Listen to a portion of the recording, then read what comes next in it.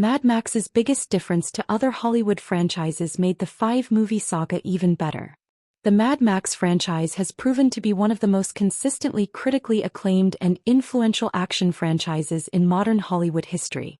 The brainchild primarily of George Miller, the series mostly follows the exploits of lone wolf Max Rockatansky, Mel Gibson/Tom Hardy, in a post-apocalyptic Australia, first experiencing the breakdown of law and order and then nuclear fallout.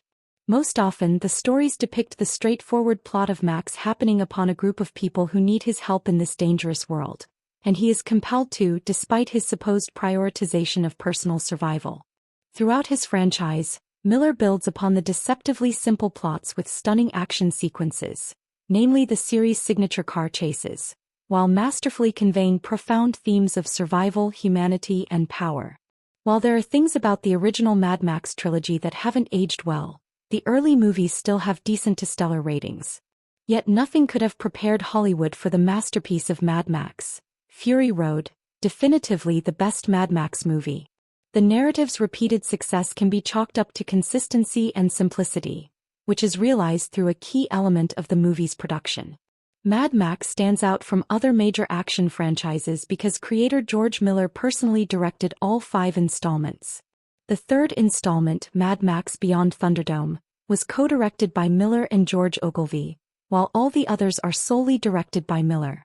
The announced by now unlikely Mad Max, The Wasteland, the sequel to Mad Max, Fury Road, also would have been directed by Miller in a continuation of his specific vision.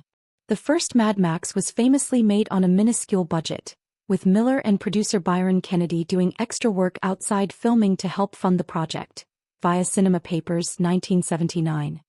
Miller could have passed the torch to another major director as other Hollywood legends have with their beloved creations, but he adamantly returned each time. This speaks to Miller's dedication to the project coming to life in the way he imagined. Additionally, the first Mad Max movie effectively works as a standalone, as well as the rest of the movies in the series.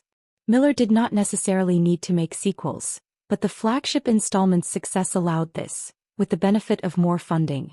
Still, Miller could have passed the torch to another major director as other Hollywood legends have with their beloved creations, but he adamantly returned each time. Historically, it is very uncommon for the same director to stay with a major movie franchise for every sequel.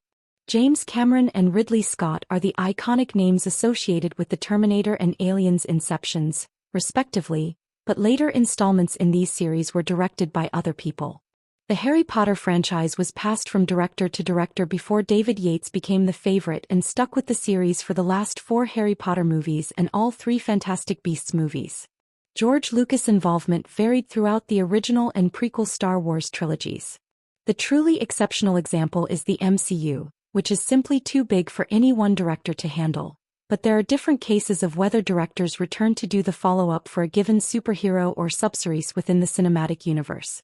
The changing directors have affected these series in various ways. There is a notable shift in style and tone between Harry Potter movies, which doesn't equate to poor quality, while different approaches suit the MCU, so each character can have a distinct movie. However, these other examples demonstrate why Mad Max was lucky to have Miller all the way through. Mad Max 4 was in development since the 1980s when Miller first started storyboarding ideas, which he was always determined to direct himself. However, Miller sticking with Mad Max resulted in a soft continuity, even though each movie's events are largely separate from each other. The second and third installments further develop the world, suggesting that things have become worse in this futuristic Australia since the first movie. Miller having control over the whole also helped make Mad Max, Fury Road's largely divorced timeline work, as he carefully decided how to acknowledge and ignore previous movies' canon. Terminator and Alien noticeably dropped in quality when new directors besides Cameron and Scott took over, while the Star Wars sequel trilogy's biggest fault is that the changing directors clearly had different visions that contradicted each other and made no effort to work with the others' storylines. Despite the confusing Mad Max timeline, there isn't a sense of the director fighting with himself behind the scenes. Miller deeply understands the story and the world and utilizes the technology then available.